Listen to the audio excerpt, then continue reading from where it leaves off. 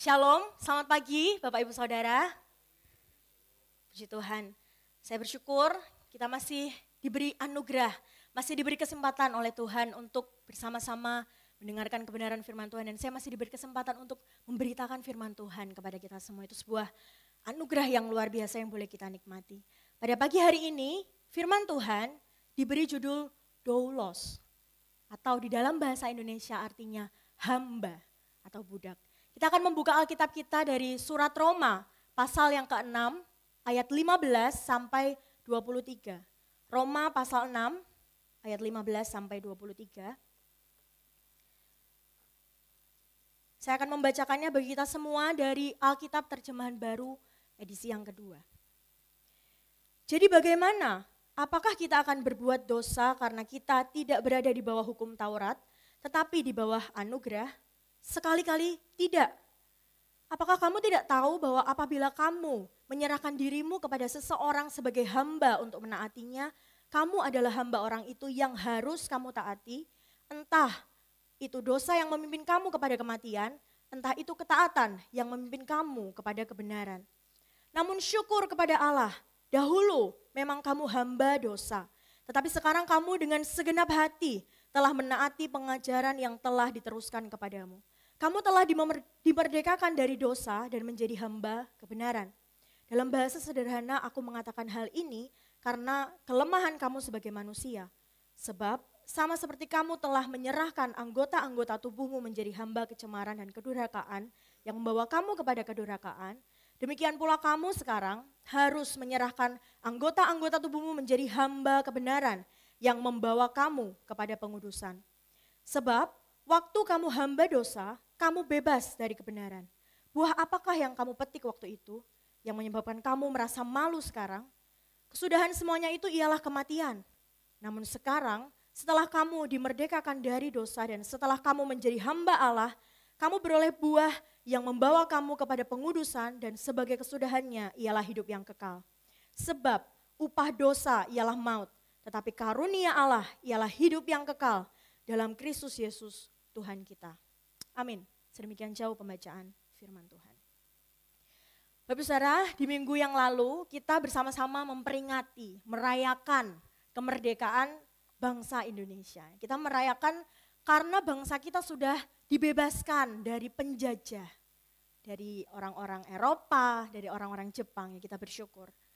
Namun realitanya di masa kini sebenarnya kita juga tidak benar-benar merdeka. Memang kita udah nggak dijajah sama orang-orang asing. Tapi rasanya orang-orang yang ada di dalam negeri kita justru merekalah yang menindas ya. Orang-orang yang kecil, orang-orang yang berkuasa itu seakan-akan kalau kita lihat di masa kini ada banyak hal yang terjadi yang mereka melakukan tindakan-tindakan demi kepentingan mereka sendiri. Misalnya kasus-kasus korupsi yang marak gitu ya. Dan ada kasus-kasus lainnya yang terjadi, bukan hanya korupsi. Mungkin juga kasus kekerasan atau kasus kebohongan-kebohongan yang lainnya. Rasanya melihat realita yang seperti ini, mungkin ada di antara kita yang sudah merasa putus asa, hopeless melihat bangsa yang kok kayaknya nggak pulih-pulih ya bangsa kita. Bahkan mungkin bukan hanya bangsa Indonesia, tetapi kalau kita melihat ke dalam diri kita, rasanya kita juga masih banyak bergumul dengan keberdosaan. Sesuatu yang mengekang, yang belum memerdekakan kehidupan kita, yaitu dosa. Rasanya mustahil untuk bisa lepas dari dosa-dosa tertentu yang mungkin selama ini kita gumulkan. Dan di tengah keputusasaan itu, kita mungkin berpikir, emangnya masih ada harapan ya untuk dipulihkan? Masihkah ada harapan untuk mengalami perubahan? Masihkah ada harapan untuk mengalami kemerdekaan yang sejati? Saudara, permasalahan seperti ini bukan hanya terjadi di zaman kita, tetapi juga jemaat di Roma menghadapi hal yang serupa. Maka Paulus menulis surat ini, surat Roma, untuk menunjukkan dan meluruskan pemahaman mereka tentang kemerdekaan sejati di dalam Kristus. Saudara, surat Roma ini adalah surat yang ditujukan kepada dua jemaat. Ya. Ada orang-orang Yahudi dan orang-orang Yunani. Nah, mereka ini, surat ini ditulis ketika waktu itu ada Kaisar Claudius ya, tahun 49 Masehi. Dia itu memerintah di Roma dan dia melihat bahwa orang-orang Yahudi itu mengacaukan kota gitu karena mereka percaya kepada Tuhan. Dia anggap seperti itu. Makanya orang-orang Yahudi waktu itu diusir keluar dari Roma. Nah, surat ini ditulis ketika orang-orang Yahudi itu kembali ke Roma. Jadi Kaisar ini meninggal dan akhirnya orang-orang yang tadi diusir itu diperbolehkan kembali lagi ke Roma. Inilah masa-masa di mana Paulus menuliskan surat Roma kepada jemaat. Nah, masalahnya dua golongan ini ya, orang-orang Yahudi, orang-orang Yunani ini bukan golongan yang mudah disatukan. Karena mereka punya latar belakang yang sangat berbeda. Orang-orang Yahudi itu memahami bahwa mereka itu adalah umat pilihan Allah. Dan hukum Taurat yang diberikan kepada Allah melalui Musa itu diberikan supaya mereka bisa jaga, supaya mereka bisa lakukan sebagai umat pilihan Allah. Sedangkan orang-orang Yunani sudah memahami bahwa anugerah Allah melalui Yesus Kristus itu cukup untuk menyelamatkan kehidupan mereka. Tapi masih ada di antara mereka yang menyalahpahami atau menyalahartikan anugerah Allah itu. Makanya kalau kita lihat di pasal yang ke-6 ayat yang pertama itu menunjukkan bahwa mereka itu menganggap kayak gini, gak apa-apalah hidup dalam dosa, kan aku sudah menerima anugerah, kan aku sudah pasti diselamatkan. Jadi bebas dong aku melakukan dosa. Itulah yang melatar belakangi kenapa Paulus menuliskan bagian ini Bapak Ibu. Inilah 3 pembahasan yang akan bersama-sama kita ikuti ya, kita pelajari, kita renungkan bersama-sama. Ada our identity, identitas kita, living out our identity, menghidupi identitas kita, dan the result atau hasil, dampaknya. Yang pertama, kalau kita melihat ayat yang ke-15, di sana Paulus itu melemparkan sebuah pertanyaan retoris ya, pertanyaan yang sebenarnya kita sudah tahu jawabannya. Jadi bagaimana? Apakah kita akan berbuat dosa karena kita tidak berada di bawah hukum Taurat tetapi di bawah anugerah? Bapak Ibu Saudara, pertanyaan ini tidak lepas dari apa yang Paulus jelaskan di bagian sebelumnya di ayat 1 sampai ayat 14, bahwa orang percaya itu sudah tidak lagi hidup di bawah hukum Taurat tetapi hidup di bawah kasih karunia. Nah, sehingga ketika kita sudah hidup di bawah kasih karunia, kita tidak lagi dikuasai oleh dosa. Ada sebuah kebebasan yang dimiliki oleh orang percaya. Nah, kemudian kalau sudah tahu hal itu, masihkah kebebasan yang kita miliki ini kita pergunakan untuk bebas berbuat dosa? Itu maksud dari pertanyaan Paulus. Jelas kita tahu jawabannya. Enggak, dan Paulus pun menolak dengan tegas. Tapi uniknya dia menjelaskan dengan alasan yang bisa dimengerti oleh jemaat waktu itu yang dekat dengan mereka. Dia menggunakan metafora budak. Ya, mereka waktu itu sangat familiar dengan kehidupan perbudakan. Mereka tahu bahwa ada yang jadi budak, pasti ada tuannya. Dan budak itu harus nurut sama apapun yang diperintahkan oleh tuannya. Paulus memberikan 2 jenis perhambaan. Ya. Ada hamba dosa dan ada hamba ketaatan. Dan Paulus ini berusaha menunjukkan bahwa kamu tidak bisa berdiri di dua-duanya. Kamu harus memilih salah satu. Kamu mau pilih yang mana? Mau pilih menghamba kepada dosa atau menghamba kepada ketaatan? Dan selalu ada konsekuensinya. Kalau kamu menghamba pada dosa, konsekuensinya adalah kematian. Dan kalau menghamba kepada ketaatan, kamu dibawa kepada kebenaran. Ayat 17 dan 18, Paulus memberikan sebuah fakta bahwa sekarang di 2 perhambaan ini kamu udah enggak lagi hidup di bawah perhambaan dosa. Paulus menunjukkan identitas mereka yang baru. Dahulu memang kamu hamba dosa, tetapi sekarang kamu telah dibebaskan dari dosa dan menjadi hamba kebenaran. Bapak Saudara, ini mengingatkan tentang perjanjian lama ya yang Allah ikat bersama dengan bangsa Israel. Di kitab Keluaran kita tahu bahwa perjanjian itu awalnya Allah tuliskan di 2 loh batu. Tapi di dalam perjalanan bangsa Israel, perintah atau hukum-hukum yang diberikan ini tidak sepenuhnya ditaati. Ya mereka banyak melanggar, bahkan mungkin mereka cuma taat ketika itu dibacakan atau ketika itu diucapkan oleh Musa. Tetapi di dalam perjalanannya mereka nggak selalu taat, nggak selalu nurut sama hukum-hukum yang Allah sudah ikat bersama dengan mereka. Maka melihat hal itu, Allah berinisiatif di dalam Yeremia kita tahu bahwa Allah itu menaruh hukumnya, Tauratnya bukan lagi di dua loh batu tadi, tetapi di dalam hati umat Israel. Sehingga ketaatan itu keluar dari hati, bukan hanya sekedar nih loh tulisan yang kamu harus baca, yang kamu harus taati, tetapi itu keluar dari hati karena mereka mengasihi Allah, karena mereka menaati Allah. Jadi sekarang sudah terlihat bahwa identitas mereka itu ada di bawah hamba atau perhambaan ketaatan. Mereka sudah tidak lagi diperbudak oleh dosa yang membuat mereka seringkali melanggar janji Allah, tetapi sekarang mereka dengan segenap hati menaati Allah. Kemudian Paulus melanjutkan dengan ajakan gitu ya. Ajakan atau dengan kata perintah yaitu supaya jemaat menghidupi identitas mereka sebagai hamba kebenaran. Bapak Saudara, kalau kita baca di ayat 19 itu, kamu sekarang harus menyerahkan anggota-anggota tubuhmu menjadi hamba kebenaran yang membawa kamu kepada pengudusan. Kata pengudusan di sini memiliki arti bahwa ini adalah sebuah proses yang dikerjakan oleh Allah, bukan karena perbuatan manusia. Dan saya hari ini akan membawa kita untuk melihat ya, bahwa ada kisah di perjanjian lama yang menunjukkan kegagalan bangsa Israel di dalam menghidupi identitas mereka yang baru. Yaitu di dalam Keluaran pasal 16 ayat 2-3. Kita buka bersama-sama. Keluaran pasal 16 ayat 2-3. Keluaran 16 ayat 2-3.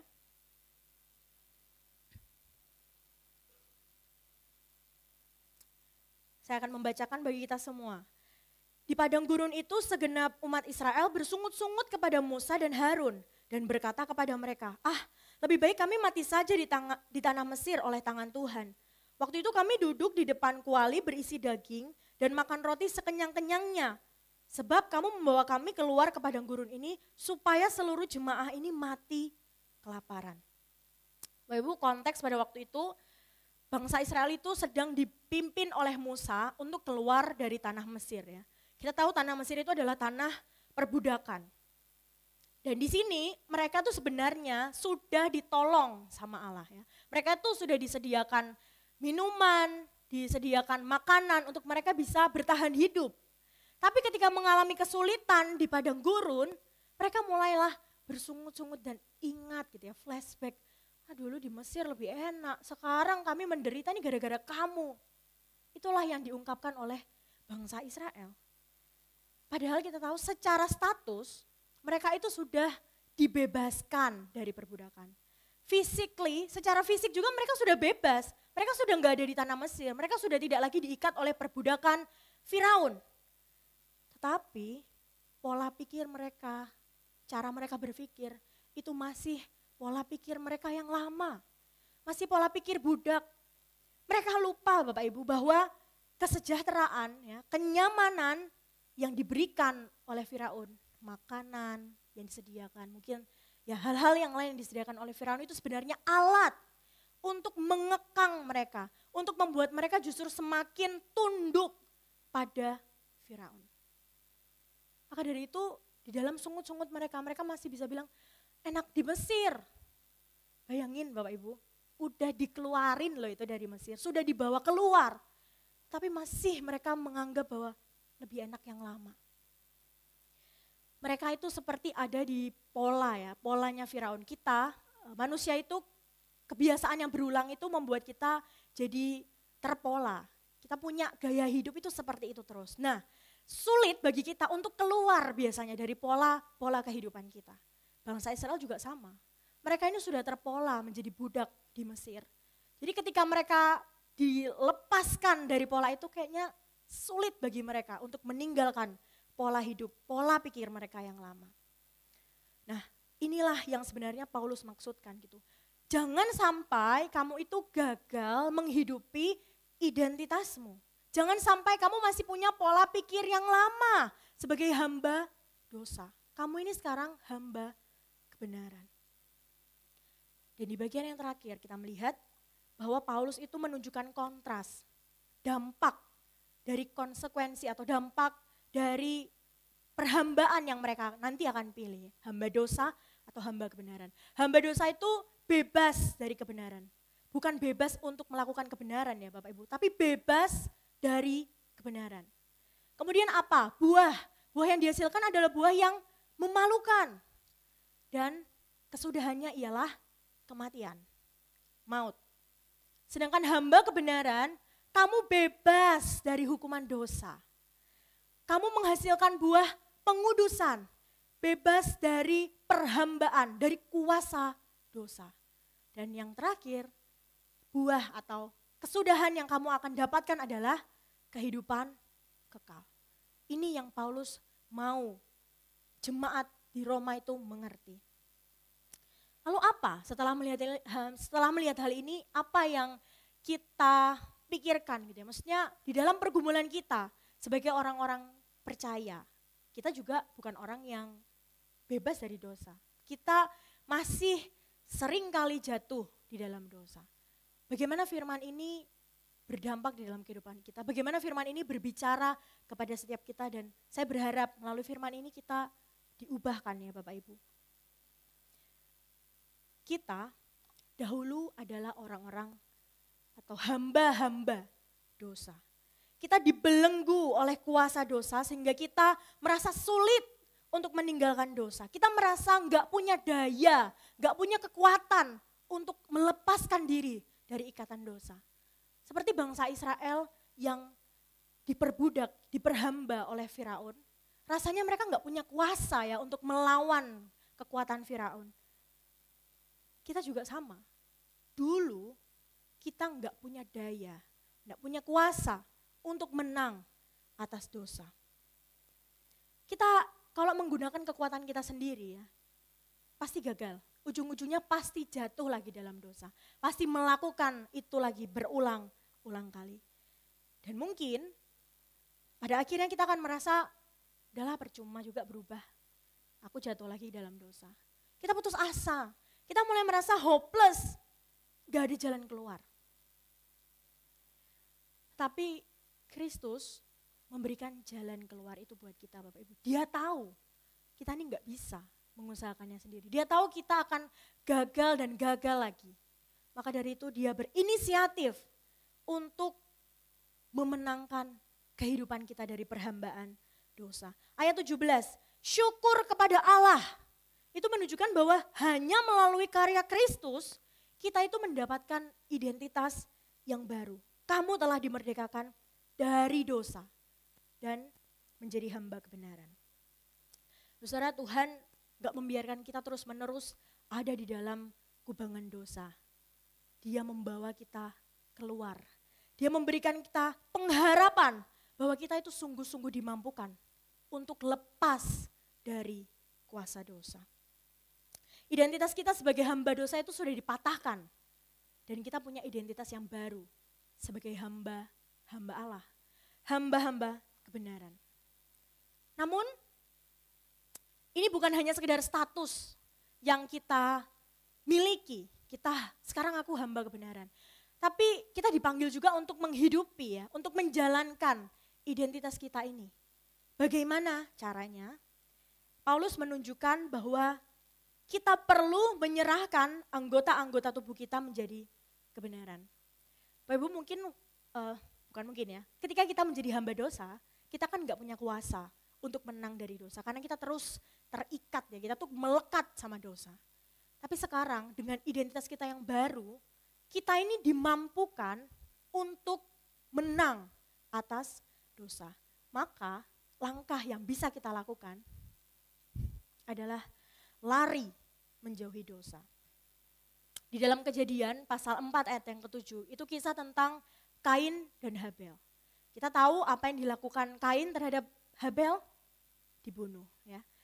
Maka ini adalah perkataan Allah yang Allah sampaikan kepada Kain. Tetapi jika engkau tidak berbuat baik, dosa sudah mengintip di depan pintu. Ia sangat menggoda engkau, tetapi engkau harus berkuasa atasnya. Bapak Ibu, dosa di dalam bagian ini digambarkan seperti dia itu lagi bersembunyi.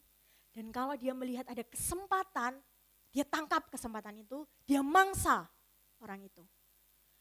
Maka dari itu kita sebagai orang-orang yang punya identitas yang baru, sebagai hamba-hamba kebenaran, jangan kita memberi ruang sedikit pun bagi dosa. Ketika kita sudah mulai merasa, aduh kayaknya enak ya melakukan ini. Ini kepepet, aku harus berbohong misalnya. Aduh aku harus melakukan ini, gak mungkin enggak misalnya begitu. Sekali ini aja deh janji, besok enggak. Bapak Ibu makin kita berkompromi ya sama dosa, makinlah kesempatan bagi dosa itu semakin besar.